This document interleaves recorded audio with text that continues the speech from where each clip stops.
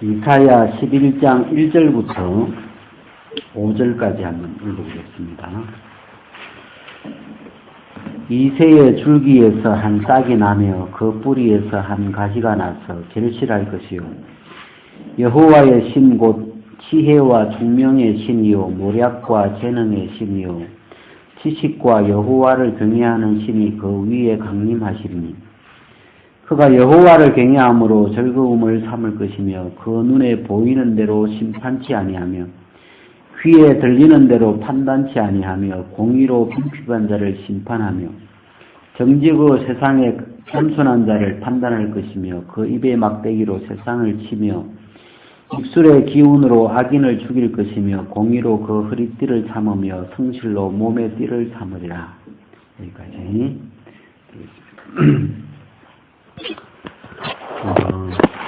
여기에 그 2절에 보면 여호와의 신, 이 신이라는 말이 있죠. 여호와의 신 곧 지혜와 총명의 신이요 모략과 재능의 신이요 지식과 여호와를 경외하는 신이 그 위에 강림하시리니 여기 신이라는 말이 있는데 신이라는 표현을 우리 한자로 뭐 이런 신이죠. 하나님 할 때 신자인데 이 신을 영어로 이렇게 찾아보면 스피릿을 이렇게 써요.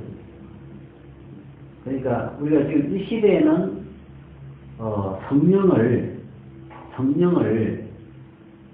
성령이라고 그러죠. 영, 그죠? 성령. 이 영자를 이렇게 쓰는데, 우리가 초기에는 성령을 성신이라고 해요. 성신. 그죠? 성신이 오셨네. 옛날 전후에 보면 성신이 오셨네. 이렇게. 신이라고 이렇게. 같은 말이에요. 그래서, 이 신하고, 신자하고, 이런 말씀 받은 모르는데, 이게 영자예요. 중국말로 간편하게 쓴 글인데, 이 신이나 영이 같은 의미다. 이렇게. 그죠? 그래서 우리가 이 시대는 보통 성신 이렇게 안 하고 요즘은 이제 성령으로, 영어로 보니까 옛날에는 고스트를 쓰더라고요. 고스트, 홀리 고스트 해가지고. 근데 이 고스트를 사람들이 약간 유령 무슨 이런 쪽으로 많이 썼는데, 요즘은 이제 고스트를 안 쓰고, 신약에 와서는 주로 이제 스피릿을 많이 쓰는데, 그래서 이렇게 이 구약에서도 보면, 하나님의 신이, 여호와의 신이 임했다. 그러면 여호와의 신, 그러면, 이 스피릿, 성령, 이렇게 개념을 이렇게 잡으시면 이해하기 이렇게 좋을 것 같은데. 그래가지고, 여기 이제 이사야서 11장에 보면, 그 내용이 이제 일단 내용을 한번 봅시다. 이새의 줄기에서 한 싹이 나며 그 뿌리에서 한 가지가 나서 결실할 것이요. 지금 예수님에 대한 이야기죠. 그죠? 예수님. 예수님, 누구죠? 이 이새의 줄기라는 말은, 이새는 다윗의 아버지인데, 이새의 줄기에서, 다윗에게서 한 싹이 난다. 그 뿌리에서 한 가지가 나는데, 이제 그리스도가 태어나는 걸 이야기하는데, 여호와의 신이 그 위에 강림하시리니. 이게 이제 이런, 여호와의 신, 그러면, 여러분, 이 대목을 보면 신약에 뭐가 생각나요? 여호와의 신이 그 예수님에게, 여호와의 영이 예수님에게 이렇게 임하니까 우리는 세례가 생각나더래. 세례. 그죠? 예수님 세례 받을 때, 세례 받고 물에서 이제 올라오실 때, 성령이 비둘기 같이 예수님에게 임하시잖아요. 여러분, 예수님에게 성령이 임하신 이유가 뭐예요? 예? 예수님에게 성령이 세례를 받고 물에서 이제 올라오니까 성령이 임하시잖아요. 성령이 왜 임하셨어요? 예? 왜 임하신 것 같아요? 여기. 항상 답을 이렇게 물을 펴놓고 이야기를 하는데, 이러면, 이사야가, 계시를 받았죠. 계시라는 말은 미리, 앞으로 이렇게 될 일을 하나님이 이사야에게 보여주셨는데, 여호와의 신이, 성령이 그 위에 강림하시리니, 라고 예언되어 있죠. 이미. 그죠? 예수님에게 성령이 임하실 걸 예언해놨죠. 그 다음에 우리가 다니엘서도 보면 그런 게 있죠. 지극히 거룩한 자가 기름 부음을 받으리라. 예언되어 있죠. 이미 예수님이 오시기 전에 예수님에게 기름 부음, 성령이 임하시게 될 게 예언된 거죠. 그래서 이 예언하신 대로, 이 말씀하신 대로 예수님에게 성령이 이렇게 임하시는데, 그 예수님의 위에 임하신 그 성령이 이 여호와의 신이 어떤 분이냐? 우리가 2절 같이 한번 읽어봅시다. 시작. 여호와의 신 곧 지혜와 총명의 신이요 모략과 재능의 신이요 지식과 여호와를 경외하는 신이 그 위에 강림하시리니.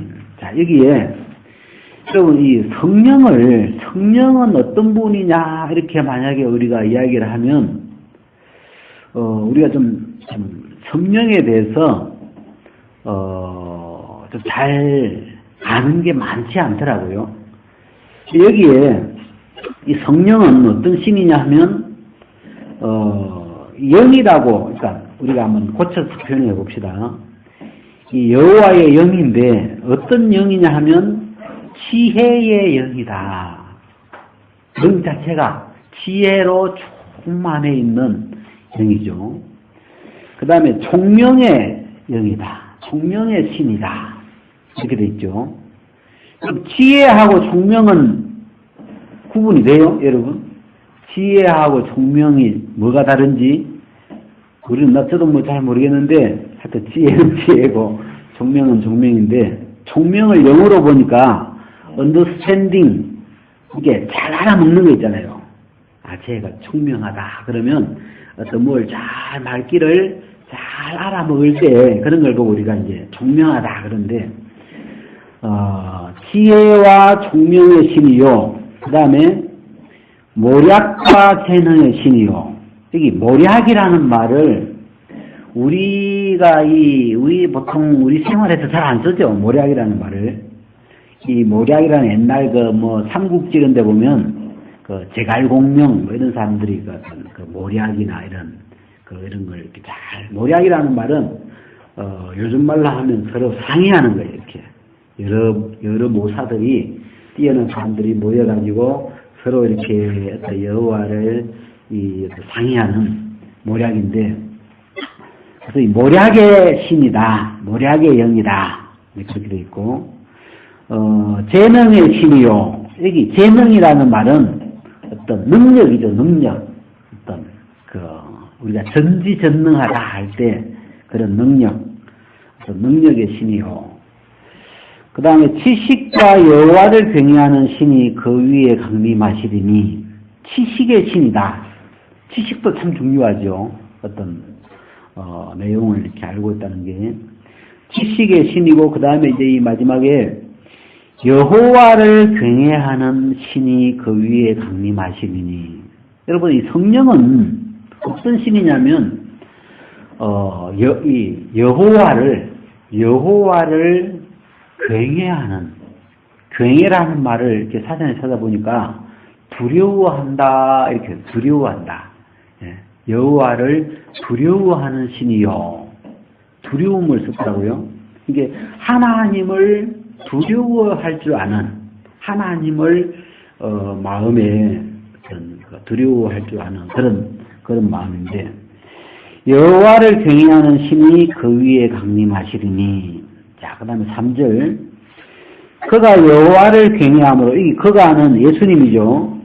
그가 예수님에게 여호와의 신이 임하시게 되면 그가 여호와를 경외함으로 즐거움을 삼을 것이며 그 눈에 보이는 대로 심판치 아니하며 귀에 들리는 대로 판단치 아니하며. 예수님에 관한 이야기를 이렇게 쭉 써놨는데 이런 게 있죠.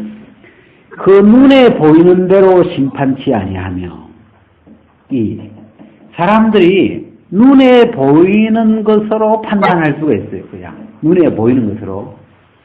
내 귀에 들리는 대로 판단할 수가 있죠. 내가 들은 걸 가지고 누가 나에게 들은 것을 가지고 어떤 사람을 판단할 수 있는데 예수님은 그렇게 하지 않으시죠. 이 여호와의 신이 임하시니까 예수님은 들은 것으로 판단하거나 내 눈에 보는 것으로 심판한 게 아니고 뭘로 심판하시냐면 공의로, 이 공의라는 말, 공의로 이 빈피반 자, 가난한 자를 심판하신다. 우리가 이 구약 성경에 나오는 말들이 좀 단어가 우리가 좀 익숙하지가 않죠. 여러분 이 공의 그러면 좀 여러분이 이렇게 듣기 어떠신지 모르겠는데 공의라는 말은 성경에 하나님의 의 이런 말이죠.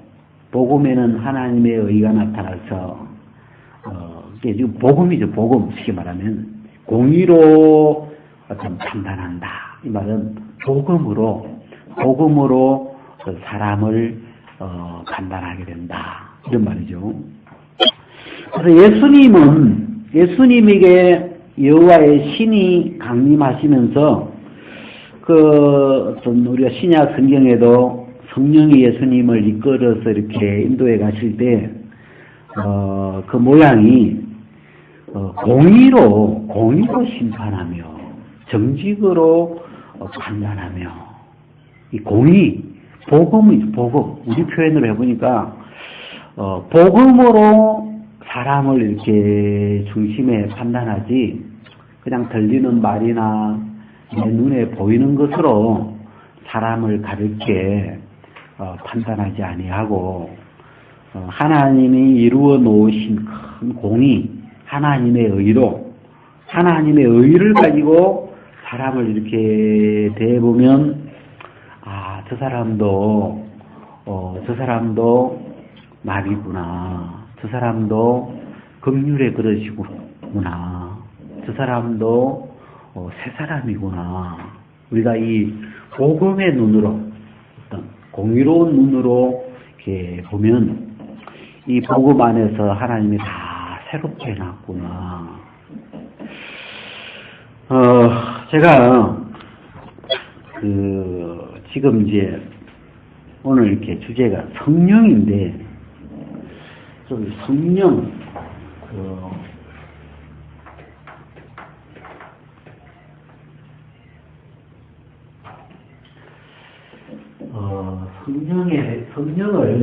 우리가 성경을 조금 한번 여기를 이렇게 두고 그 다음에 사사기를 잠깐 한번 봅시다. 사사기 여러분 사사기에 보면 사사기 한 11장을 한번 잠깐 펴봅시다. 이 11장 29절에 보면 그런 말씀이 있는데 이에 여호와의 신이 이 땅에게 임하시니 이런 말이 있죠. 여러분 여호와의 신, 구약 성경에서 이 여호와의 신이 나오면 여호와의 영이다 이렇게 여러분이 번역하셔도 될 것 같아요. 여호와의 신이 이 땅에게 임하시니. 근데 사사기나 쭉 이 사무엘 상한을 찾아보면 여러분 여호와의 신이 임하는 사람이 있죠. 삼손에게 여호와의 신이 임하시고 또 그다음에 사울에게 여호와의 신이 임하시고 그다음에 다윗에게 임하시고 그러잖아요. 그럴 때 여러분 골리앗을 누가 죽였어요? 골리앗을 다윗이 죽였잖아요. 근데 그런 생각, 만약에 여호와의 신이 다윗에게 임하지 않았다면 다윗이 골리앗을 죽여 나갈 수 있었을까? 어떻게 같아요, 여러분? 예? 불가능하겠죠? 여호와의 신이 임하지 않았는데, 우리는 여러분, 삼손 체격이 좋겠어요? 어떻겠어요? 우리 영화에 보면 삼손, 그러면 막 헤라클레스처럼 막 이런 사람이 막 삼손으로 등장하는데, 그거 집어보면 배역을 잘못 선정했지 않았을까? 차라리 그것보다도 이 얍실한 사람이 여호와 신이 와가지고, 그래야 더 효과가 있지. 여호와의 그 신의 능력을 나타내잖아요. 그러니까 골리앗을 다윗이 죽인 게 분명한데, 여호와의 신이 임하지 않았다면, 태어날 때부터 다윗이 무슨 태어날 때부터 용감무상하거나 무슨 어떤 능력을 지닌 무슨 어떤 슈퍼맨, 그건 아니잖아요. 그럼 평범한 어떤 소년인데, 이 여호와의 신이, 사무엘이 기름 부음을 받으면서부터 여호와의 신이 다윗에게 임해가지고, 그 여호와의 신이, 오늘 여호와의 신이 어떤 신이냐? 그러니까 지혜와 총명과 그 다음에 모략과 그 다음에 재능, 그 재능의 마이티, 어떤 그 사우가 있죠. 그 재능의 신이시고, 그런 그 신이 이 다윗과 함께 하면서 다윗의 마음에 그 하나님의 그 신이 어떤 성신이 작용해 주니까 저 큰 골리앗을 보고 그 이스라엘의 기고 말고 하는 용장들이 그 블레셋의 그 골리앗을 보고 전부 다 그냥 바라라 뜨는데, 다윗이 딱 보니까 뜨는 게 아니고 그 골리앗을 딱 보면서 저건 내 마음이야. 내가 이 이야기만 하면 꼭 박종긴 그 목사님 생각나는데, 그 깡패들이 한 10명 딱 왔었는데, 그날 예배 방해하려고 왔는데, 그다 강사가 다른 사람인데, 밖에서 막 시끄럽게 하니까 나가보시라고. 그래서 박종gin을 봐라.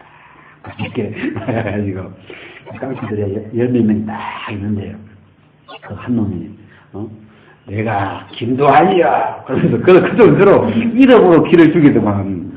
그러면 내가 김도환이야. 그러니까 이 박종진 목사님이 그 새끼 이름 하면 더 어렵네. 그러니까 갑자기 그냥 길을 톡.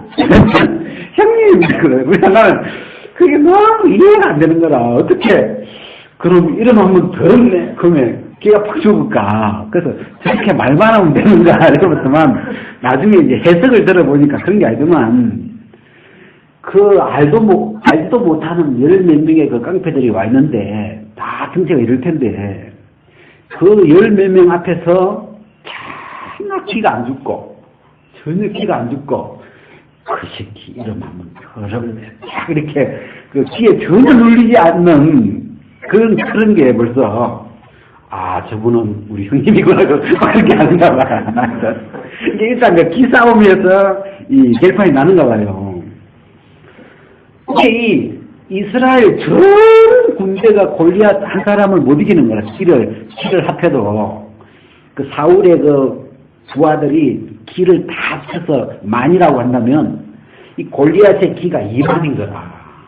못 이기는, 골리앗 하나를, 골리앗의 그 길을 못 이기는 거라. 그래서 골리앗이 40일 동안 올라와가지고 덤벼라 그러면서 욕을 하는데, 다윗이 딱 나가니까, 다윗은 기가, 이 여호와의 신의 그 기가 합쳐져 있으니까, 다윗의 기 1 플러스 여호와의 신 기 5만 개 딱 돼버리니까 5만 1이 돼버린 거라. 그래가지고 딱 하는데, 저것이 그냥 무슨 마음에서 조금도 기가 안 터지는 거라. 하여튼 그래가지고 저것이 오늘 죽으려고 환장했구만. 오늘 저놈 새끼 블레셋 골리앗 제삿날이야. 그냥 마음에서 일어나는 게, 그런 생각이 일어나는 거죠.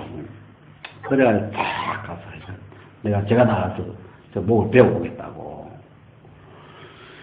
그리고 이 다윗이 그냥 여호와의 신이 임하지 않았다면 절대 그럴 수 없었겠다. 난 삼손을 뭐 실물로 보지 않았지만 평범하지 않았을까 싶어요. 그냥 뭐 삼손이라고 무슨 근육이 무슨 다른 사람보다 5배 이런 어떤 모양이라고 생각은 안 들어요. 근데 여호와의 신이 임하니까 그죠? 입다 평범한 사람이죠. 입다에게 기도원 우리 보지 않았지만 여호와의 신이 임하면서 그 미디안에 30만인가 하여튼 누구예요? 기도는 300명 가지고, 예? 30만인가, 하여튼 엄청 많은 군대들을 싸워서 이긴다는 게, 이 숫자 싸움이 아니죠. 성경에 이렇게 보면 하나님의 신이, 여호와의 신이 나가가지고 적군들을 자기들끼리 싸우게 하고 박치기 시키고 이렇게 결혼하게 해가지고 이제, 그래야 전쟁이 이기잖아요. 그래서 우리가 구약 성경을 보면 여호와의 신이 임했다.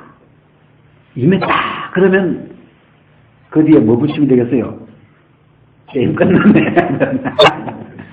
여호와의 신이, 이 신은 여호와의 신입니다. 이 만군의 여호와라 그러죠. 이 어떤 승리의 이김, 승리, 여호와 니시라면 여호와 이김이다 이런 말인데.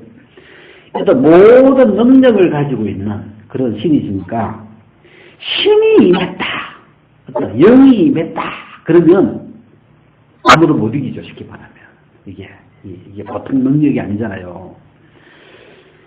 우리가 이 구약에서 여호와의 신이 임한 사람을 또 이렇게 찾아보니까 다니엘은 뭘로 나타나요? 꿈을 해석하는 누구예요? 바벨론 왕이 밤에 꿈에 뭘 하나 봤는데, 그 꿈을 찾아내라 이거예요. 하여튼, 중요한 거를 꾸면서. 그 꿈을 찾아내가지고 예수까지 해라. 근데 남의 꿈에 무슨 꿈을 꾸는지 자기도 잊어버려 놓고, 다른 사람 찾아내려고 하니까. 근데 거기 이제 성경에 보면, 은비라는 것, 예? 꿈에 그 사람의 마음 안에 있는 것도 아니고 그 사람의 꿈속에 나타난 꿈인데 그걸 보고 은밀한 것을 하나님이 보이셨다. 그 은밀한 것을 영어로 찾아보니까 시크릿 우리가 다 알고 있는 시크릿. 그래 내가 시크릿 고선한데 남의 꿈속에 꿈꾼 걸 어떻게 알겠어요? 근데 그건 오직 여호와 하나님하고 자기밖에 모르는 거예요. 근데 그 꿈을, 누구예요? 바벨론 왕의 꿈을 다니엘이 그 꿈을 찾아내주는 거다. 기가 막히게 하더라고. 네? 그래야 그걸 꿈을 딱 끄집어내주니까 바벨론 왕이 뭐라고 하냐면 여호와의 신들의 영이 있는 자다. 거기에 영이 나와요. 여호와의 거 찾아봅시다. 다니엘서를 한번. 요즘 우리가 성경을 좀 많이 안 찾아보는 것 같은데.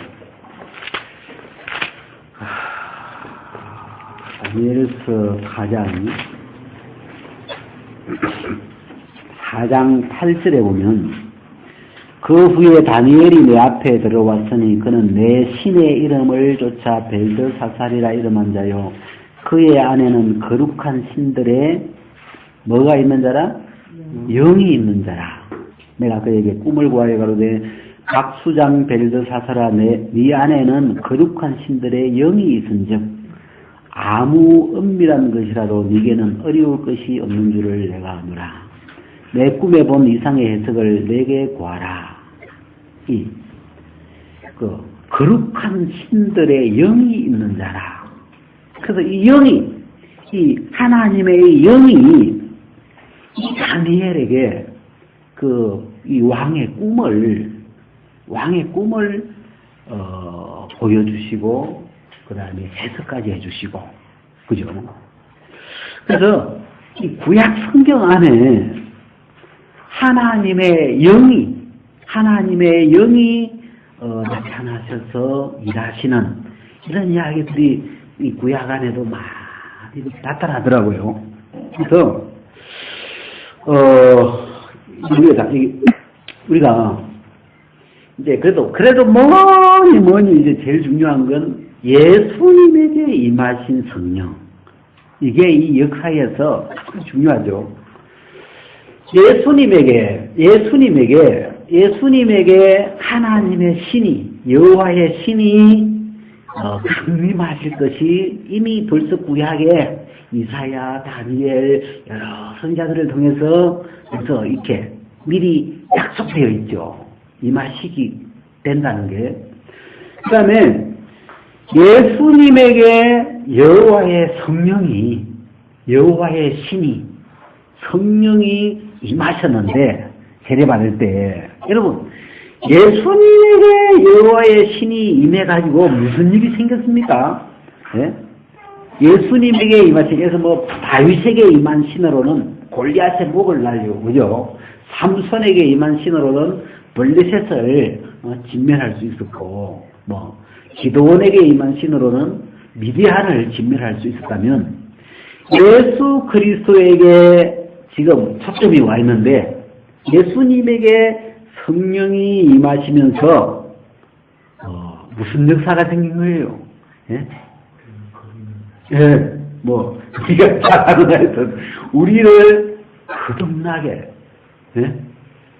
이게 이 엄청난 거죠. 우리를 사단의 권세에서, 흑암의 권세에서 건져내가지고, 우리를 하나님의 사람으로, 하나님의 아들들로, 우리를 거듭나게 하는, 우리가 이 이스라엘 역사에 나타난 하나님의 신은, 블레셋이나 미디안이나 이런 적에서 이스라엘을 구원하는 그런 어떤 신이었다면, 예수님에게 임하신 이 성령, 신은, 여호와의 신은 어떤 신이냐면, 우리를 마귀에게서, 그죠? 흑암에서 이 인류를 건져내시고, 우리를 그리스도 안으로 옮겨서, 우리를 새 사람으로 거듭나게 하시는 어떤,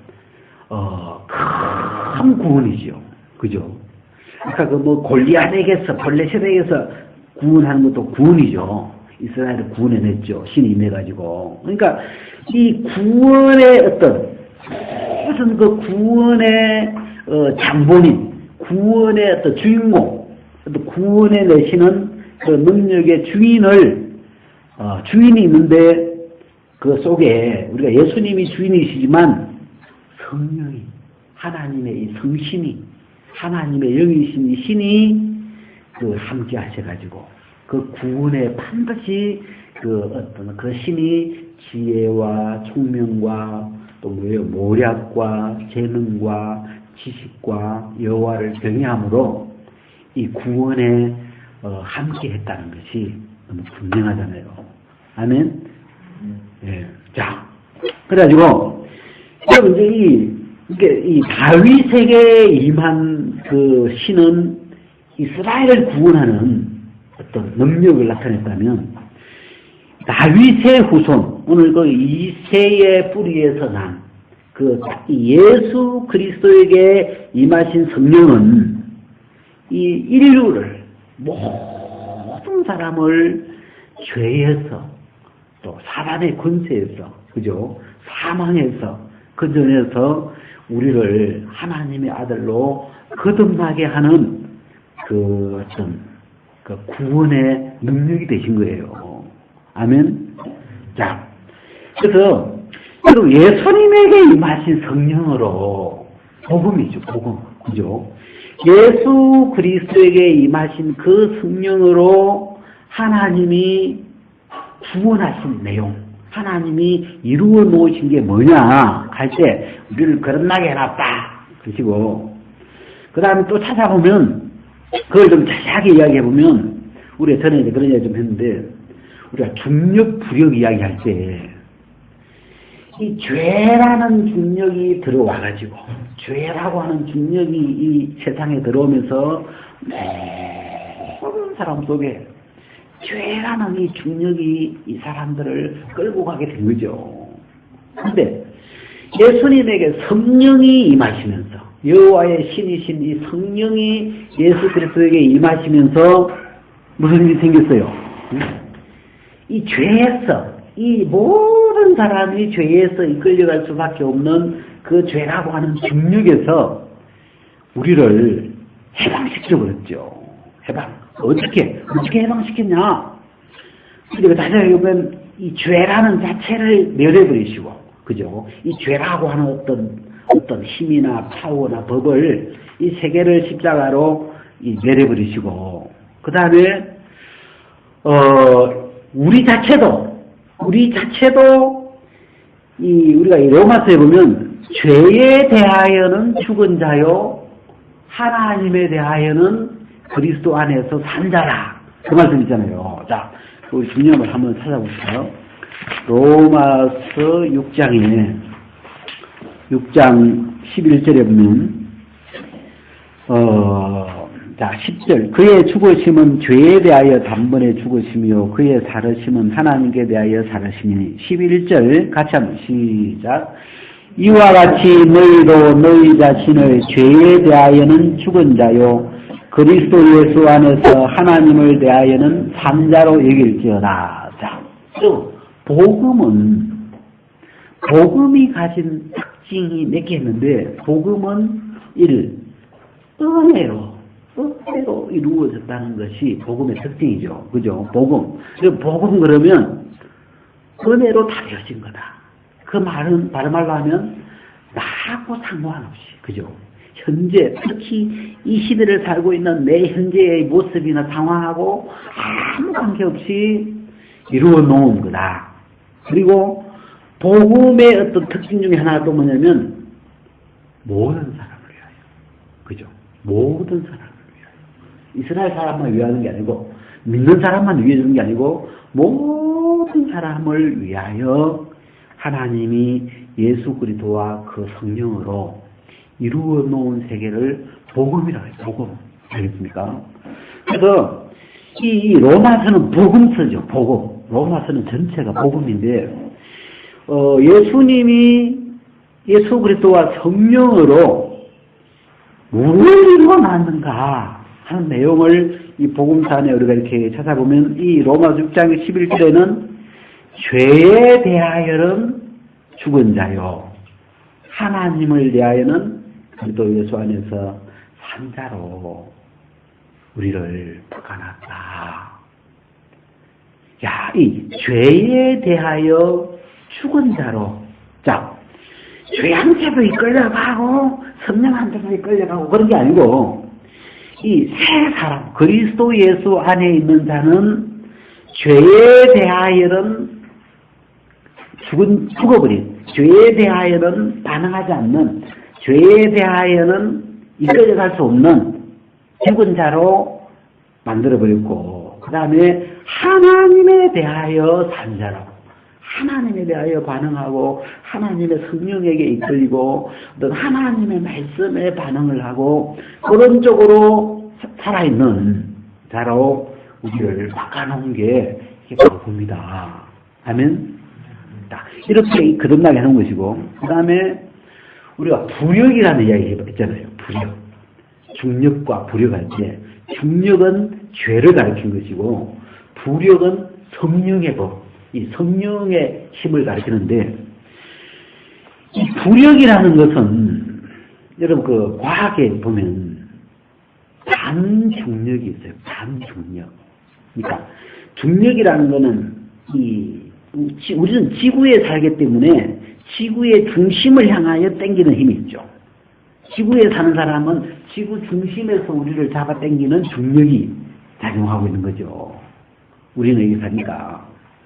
그런 것처럼 죄가 모든 사람을 당기고 있었는데, 이 부력은 뭐예요? 부력. 성령이 오시면서 하신 일은 이 죄의 이 당기는 힘에서 우리를 해방시켜 버렸다. 자, 그럼 새 사람에게 죄가 아직도 당기고 있을까요? 없을까요? 자, 1, 보세요. 2개밖에 없는데, 세 사람에게, 죄가 이렇게 땡기고 있는데, 성령이 땡기는 힘이 더 크니까, 죄한테 덜 끌려간다. 이게 1번. 2번은, 죄가 이제 못 걸어간다. 죄가 이렇게 땡기는 힘이 끊어졌다. 그리고 이제, 하나님 쪽으로만 땡겨간다. 자, 어느 거예요? 1번, 2번. 예? 어떤 거예요? 1번, 2번. 자, 그래도 꼭 오래간만에 투표 한번 합시다. 우리도. 자, 1번, 2번 차이 알겠어요? 다시 이야기할게요. 1번은 뭐냐면, 죄가 여전히 끌고 있다. 죄가 우리를 여전히 이렇게 세 사람을 여전히 땡기고 있는데, 성령이 더 세게 땡기니까 덜 끌려가고 있다. 이게 1번.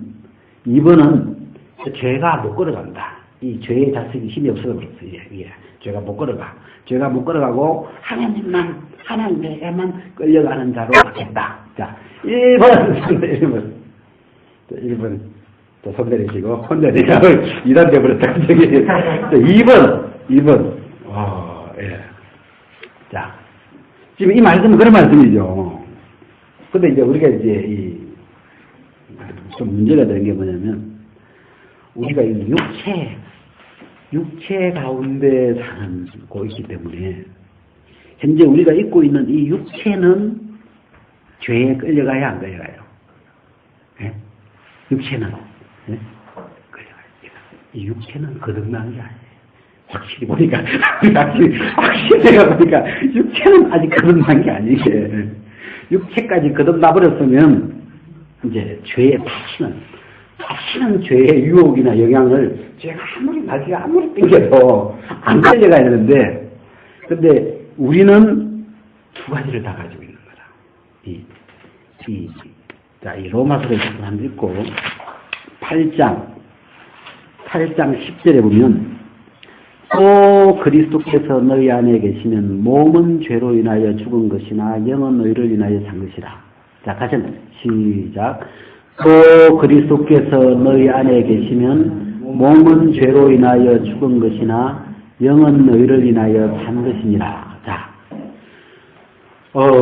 이런 몸은 죄로 인하여 죽은 것이라. 이게 죽었다는 말은 하나님에 대하여 이게 안 끌려간다 이 말이에요. 지금 이게 죽었다는 것은 기준이 하나님인데, 영은 세 사람은 하나님에 대하여 이제 살아있는데, 이게 하나님에 대하여 끌려가고 죄에 대하여 죽게 해놨는데, 이 몸은, 이 육체는 아직 그 혜택을 못 받아요. 여기 보니까. 그래서 이 몸은 죄로 인하여 죽은 것이나, 아직 하나님에 대하여 하나님이 몸을 이게 안 생겨봐, 몸이. 알겠어요?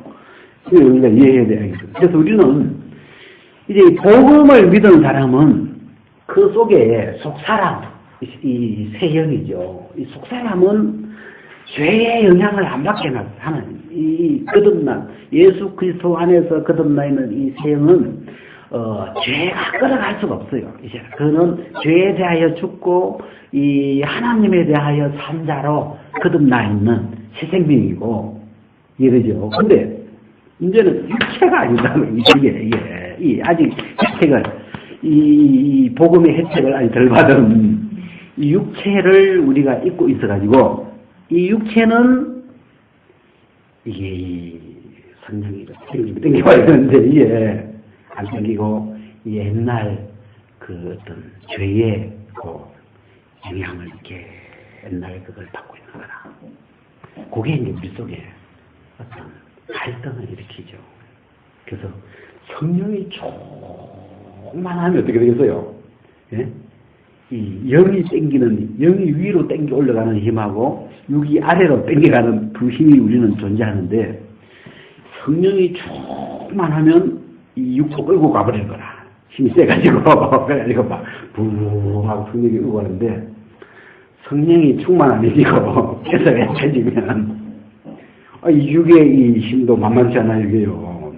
이 죄가 또 이렇게 다 끌어가지고 가는 거라. 그러니까 꼭 줄다리기처럼 끌려 올라갔다가, 내려갔다가 이게 지금 우리가 이 땅에 살고 있는 삶이에요, 이게. 그래서 성경에 보니까 성령의 충만을 받아라. 항상 이 깨설을 좀 충만하게 해야 될 필요가 있는데, 자, 그래가지고, 지금 이 성령이, 제가 이런 생각을 하는데, 우리가 이 시대에 성령이 오셔서 우리가 성령의 인도함을, 성령의 충만함이나 성령의 인도함을 받아서 승리하는 삶을 살려면 나는 그것의 근원이, 본질이 이 복음 안에 있는, 복음 안에 예수님에게 오신 이 성령으로 하나님이 무엇을 이루어 놨는지, 예수님에게 오신 성령으로 하나님이 이루어 놓은 이 복음을 정확하게 알면 신앙은 승리할 수 있도록 되어 있다. 그렇게 이제 생각을 하기 때문에 우리가 이 신앙 삶이 안 되면, 성령에게 이끌려서 승리하는 삶이 잘 안 될 때는 어디로 와야 돼요?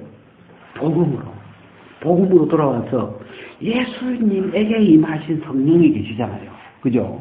예수님에게 성령이 임하셔가지고 도대체 무엇을 이루셨냐, 우리를 위해서. 그래서 거듭나게 해놨다. 어떻게 거듭나게, 뭐가, 나비가 거듭난 거냐. 거듭났다는 건 다시는 죄에게 이끌리지 아니하고 하나님에 대하여만 살아있도록 우리의 어떤 이 본성 자체를 완전히 새 사람으로, 새 생명으로. 그래서 이걸 보고 위로부터 난 것이다. 이건 이 땅에 그런 사람 아무도 없어요. 그래서 이 땅에는 그런 생명이 전혀 없어요. 다 중력에 이끌려가는데, 중력에 이끌려가지 않는 그걸 보고 반중력이에요. 반중력. 중력에 전혀 안 끌려가는 이 물체가, 어떤 물체는 둥둥 이렇게 끄는 거라. 왜? 중력에 영향을 안 받아요. 그런 걸 보고 반중력체, 이런 말을 써요. 과학적으로. 그래서 이 새 생명, 위로부터 난 이 새 생명은 반중력, 중력에 전혀 영향을 안 받는, 이래요. 그런 생명이 알겠습니까? 그렇게 거듭나게 해놓은 거다. 그게 이제 첫 번째고.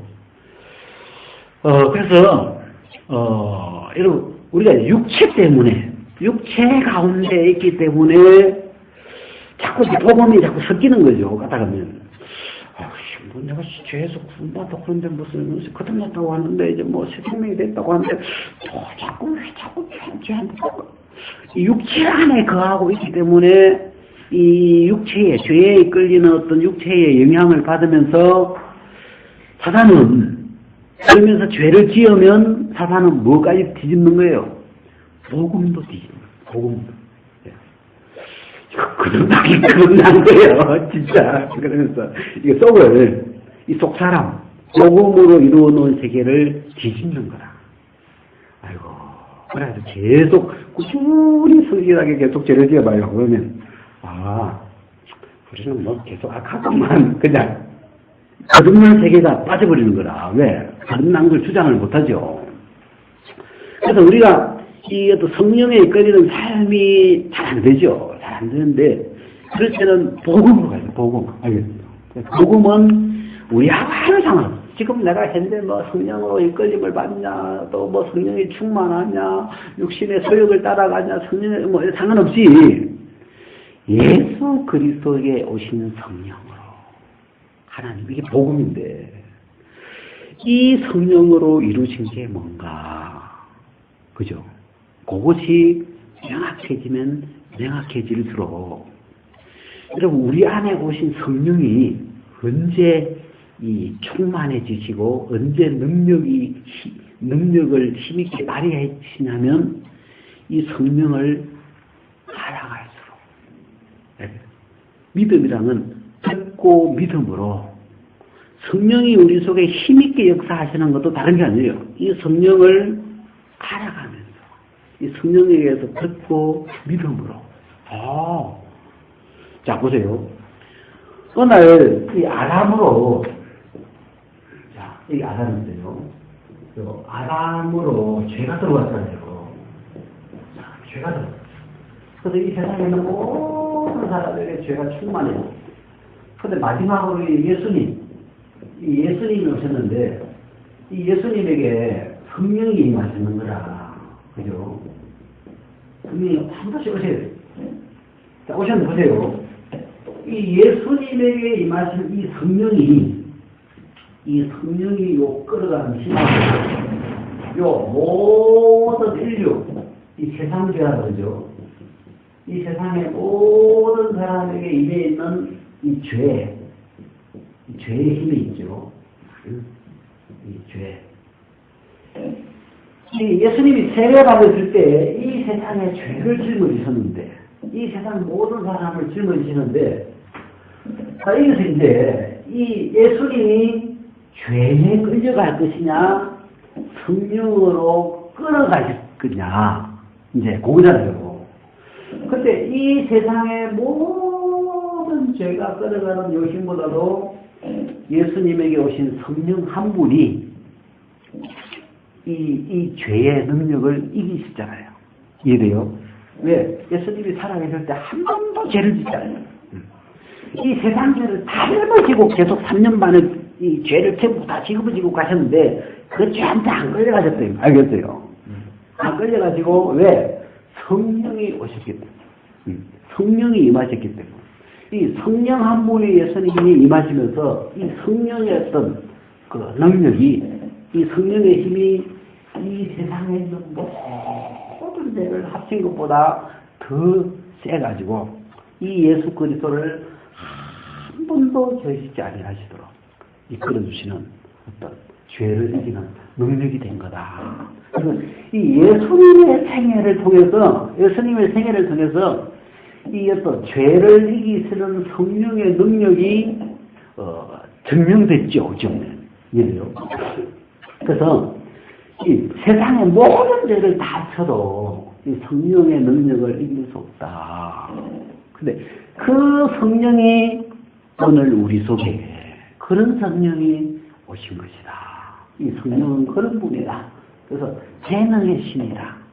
모략의 신이고 지혜의 신이고 여호와를 굉해하게 하는 신이고, 그죠?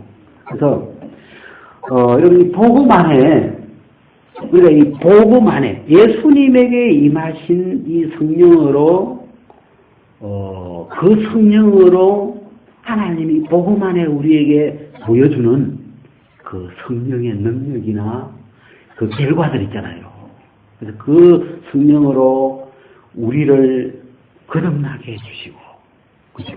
우리를 예수 안이라고 하는 새로운 영역으로 우리를 옮겨주시고, 그죠?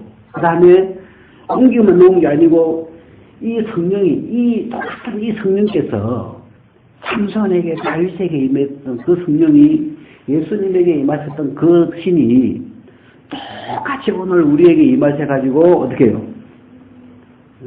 우리에게 임하셔서 우리를 이끌어 가시는데 우리가 이 성령에 대해서 어떤 아는 것이 없고 믿음이 약하면 그 주님을 이 성령을 알면 알수록 문제 없구나. 성령이 힘있게 끌어주시겠구나.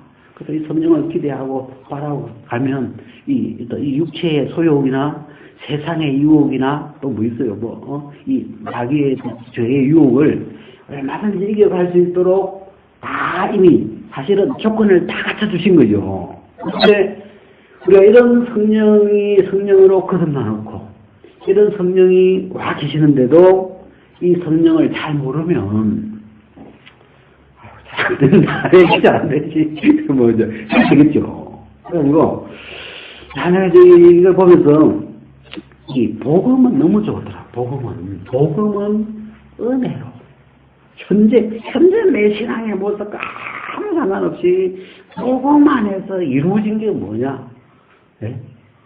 그래서 아까 이제 로마서 그 6장 11절 굉장히 참 중요하잖아요. 죄에 대하여는 죽은 자요. 그러니까 죄에게도 끌려가고 이런 게 아니죠. 중력도 작용하고 불이 이런 게 아니고 죄에 대하여는 죽은 자요. 하나님에 대하여 그리스도 예수 안에서 하나님에 대하여는 산 자로. 하나님이 정확하게 성령이 우리의 본질 자체를 죄에 끌려가는 그 어떤 죄에 끌리는 그 본성 자체를 새 사람으로 다시 태어나게 해서 그래서 그 다시 한번은 반드시 땅에서 태어난 자가 아니고 위로부터 난 자다.